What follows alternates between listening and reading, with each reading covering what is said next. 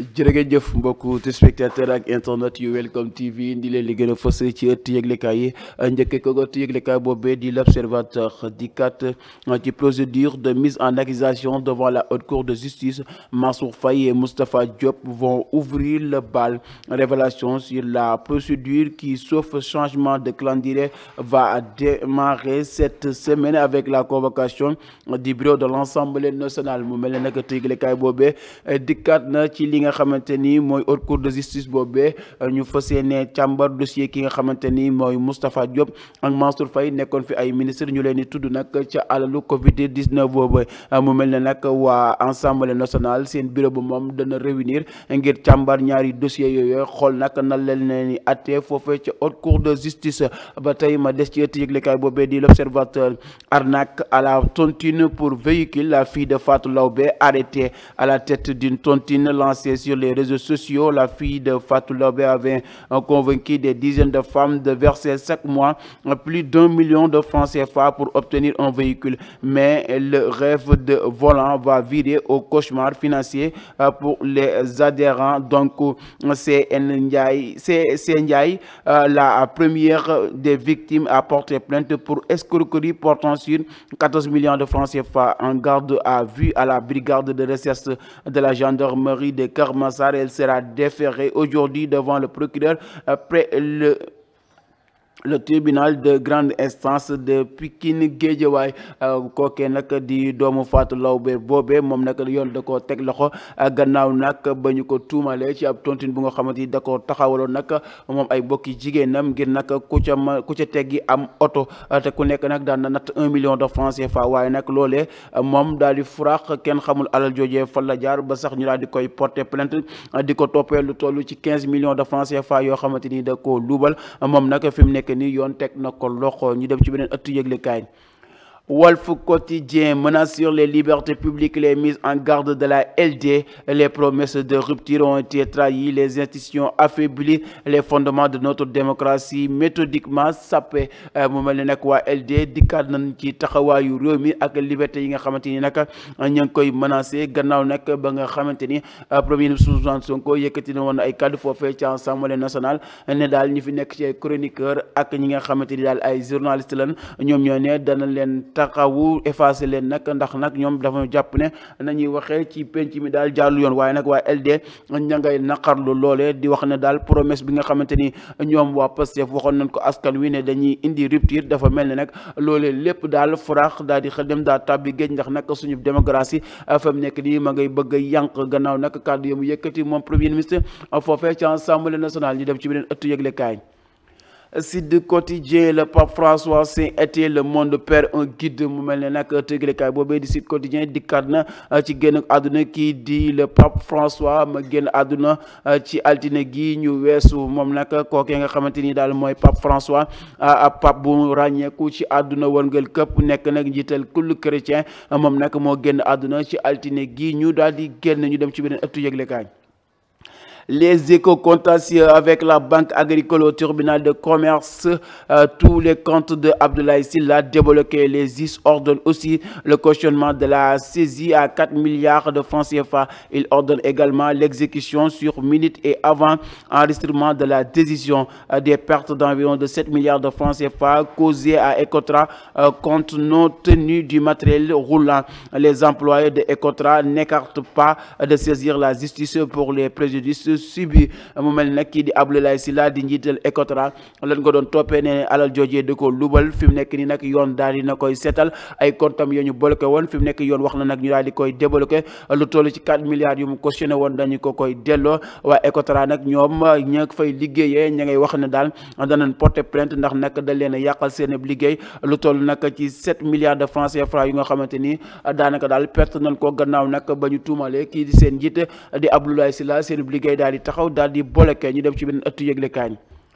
Vox Pop. Après l'appel au dialogue du président d'Afrikajom Center, Waly Diouf Bodian demande à Alioune Tine d'organiser les pourparlers entre Macky et Diomaye Sonko au palais. Nous acceptons, proposez-lui et revenez-nous. mu mel nag kii di Waly Diouf Bodian di njiital port moom nag ma ngay tontu kii di Alioune Tine gannaaw ba mu waxee ne nag dañoo war a woote ab dialogue fa seeni nag taxaw waxtaanee réew mi moom Waly Diouf Bodiang daal nee na ko nag nangul nan la loolu fi mu nekk nii jox nan la carte gi nga daal di wax nag naka lay doxee ñu daal di organiser ab dialogue diggante Ousmane Sonko ak Diomaye ak ki nga xamante ni mooy Macky Sall nee na ko nag ña ngi lay déglu nga daal di proposer la nga xamante ni daal moom la ñu fas yéene waxtaanee ma dem ci beneen ëttu yëglekaay. La Tribune, le journaliste Thierno Diop interpelle Diomaye et Sonko, la baisse du carburant, c'est maintenant. Mais à force de dire qu'il faut agir, Diomaye et Sonko oublient qu'il faut le faire. Abidjan a baissé le prix du super 100 en plombe de 875 francs à 855 francs CFA et celui du gasoil de 715 francs à 700 francs.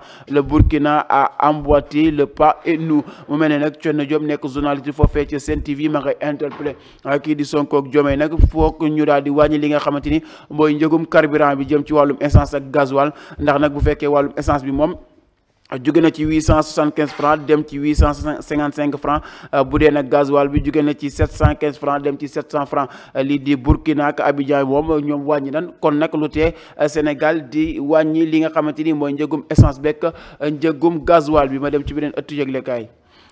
Le quotidien Finance publique, Dr Babo Amadou Ba brûle le rapport de l'APR.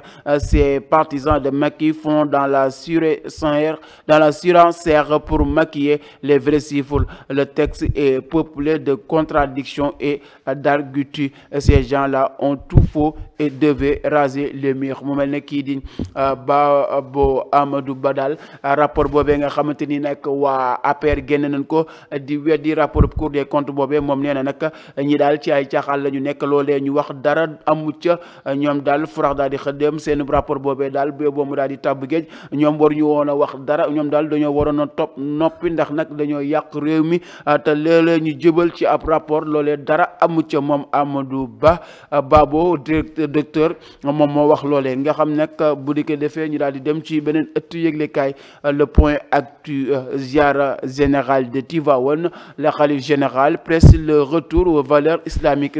Le khalife de Tivaouane fustige la déliquescence des valeurs chez les jeunes et s'indigne de leur irrespect des anciens. Serigne Mansour Sy Djamil invite le pouvoir à ajouter le jubo au jubal jubbanti. Le pays peut tanguer mais il ne s'écroulera jamais. Dixit Abdourahmane Diouf.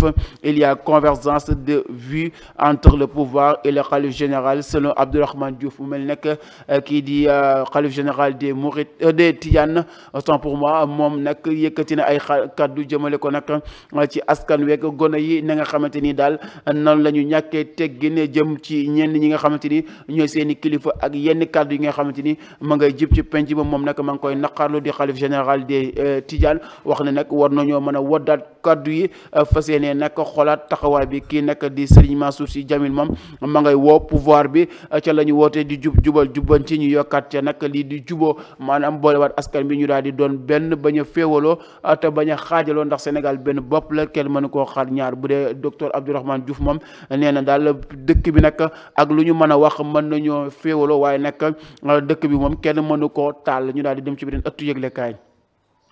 Antenne quotidien, drogue dure, 250 kg de cocaïne en provenance de Dakar, saisie en France. Mu mel ni nag lu toll ci 250 kg de cocaïne nga xam ne dafa jóge woon fii ci Dakar doon dem foofee ca France la mu mel ni nag yoon da koo teg loxo drogue bi daal ak ni muy duggee ci réew mi ak nag na muy defee ay transaction ëpp na ba jéggi doy waaye daal ñi nga xamante ni daal ñoo ciy yëngu ña ngi cay def liggéey bu am solo di teg loxo nag samba boo yooyu nga xamante ni ñooy dëri la drogue boobee di dugg ci dëkk bi ñu dem ci beneen ëttu yëglekaay fa leen koy jeexalee mbokk yi le peuple quotidien arrestation d'Abdou Nguer Adji Sarr sort la sulfateuse. Mon frère Abdou Nguer est actuellement emprisonné sur la base de la commande d'un seul homme dont la volonté est d'effacer tout diseur de vérité et toute personne liée de près ou de loin à moi.